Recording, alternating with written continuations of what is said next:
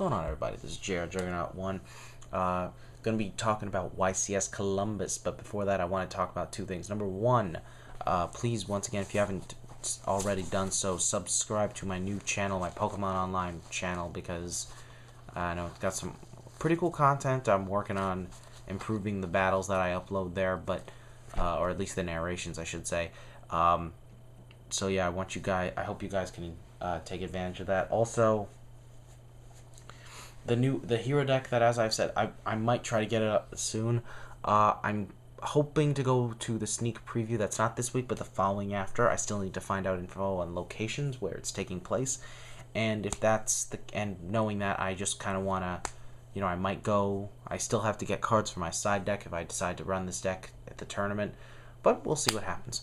But yeah, let's talk about YCS Columbus. Honestly, I wish I'd been able to make a video talking about my theories for this YCS, my predictions, because my original predictions were simply that I thought Dark Worlds were going to do well, but I didn't think they were going to win just because of this whole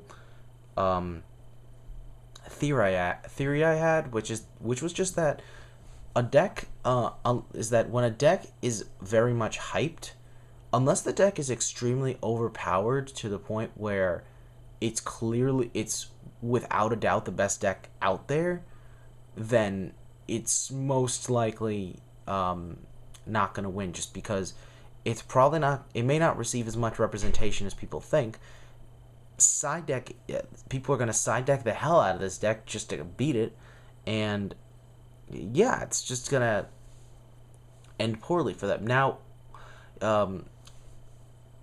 some people might be wondering, well, what about with 6 Sams? Would that happen? Well, 6 Sams, keep in mind, as I was just trying to say with this theory, that this theory doesn't apply to 6 Sams, because 1, 6 Sams were obviously the best deck around at the time, and 2, the fact that you could side deck as much as you want, it wasn't going to change the fact that the deck was unbelievably ridiculous and unbelievably consistent, especially given the fact that they had 3 Gateway of the 6 that gave them just multiply the amount of times that they could go off with silly, crazy shenanigans.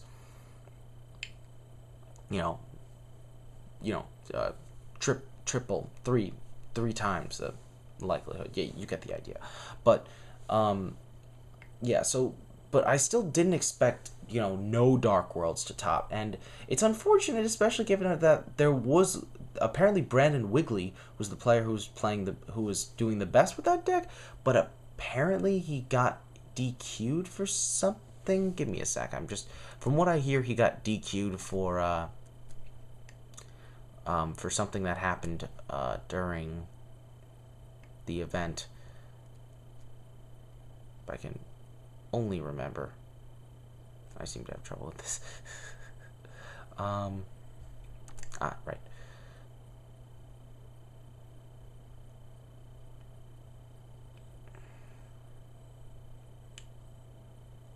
See, I know it was posted here.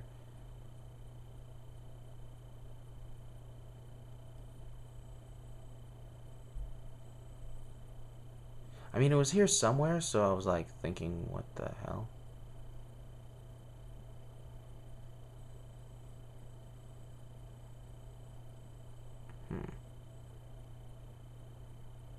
This is rather unfortunate.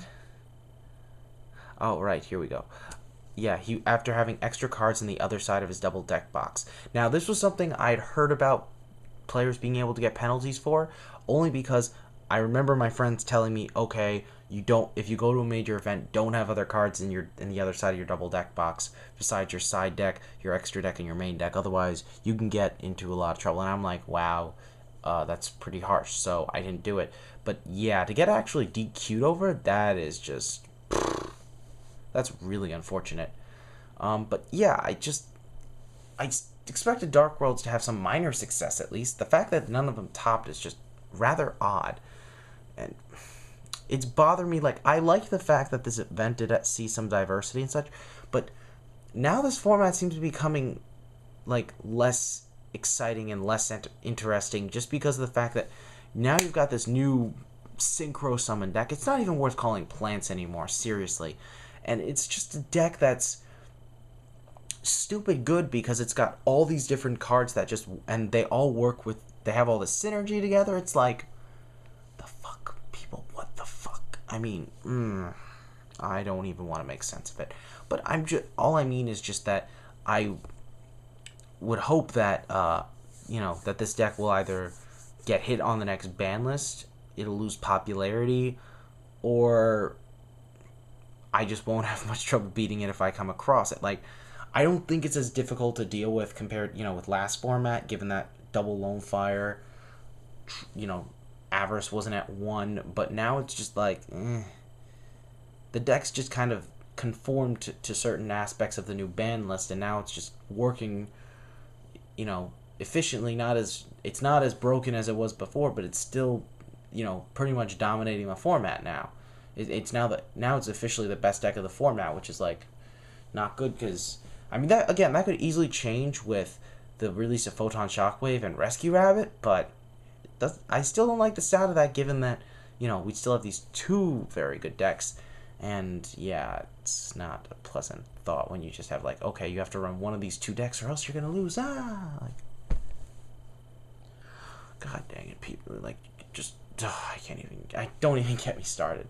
I will say though, I think that the one thing I am excited for is just with all these new releases, I'm looking forward to trying to go to the pre-release, but really with YCS Kansas, you wonder what the hell is gonna happen.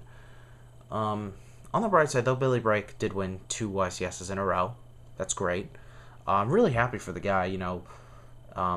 He's a very good player. He definitely, I wouldn't say it go as far as say he deserves this win the most, but he definitely earned this victory for himself. So I'm glad that he was able to win a second time. I mean, I never even heard of this Ryan Hayakawa, something like that. I was really I didn't realize that this was like the only person to win 2 YCSs in a row. Like, I know it's really hard to do, but I guess for some reason I just expected it to have happened more often than it did. Oh well. Regardless, it definitely is exciting to know that, like, okay, now there's a second person who's done it.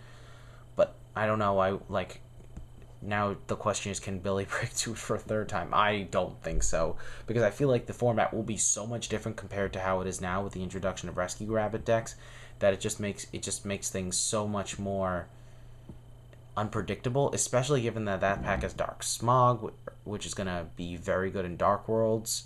Like, makes you wonder, right? I mean, we'll see. I don't even know how much time I've been, but I'm gonna pretty much call it quits here. Just end this. Hope you guys enjoyed this discussion. Tell me what you guys think about YCS Columbus. If you were happy with the results, do you wish things that ended up a little differently? And what are your current thoughts on Dark World as a deck? And do you think they'll have any relevance in the coming? How much relevance do you think they'll have in the coming format? So yeah, that's all, and I'm out of here.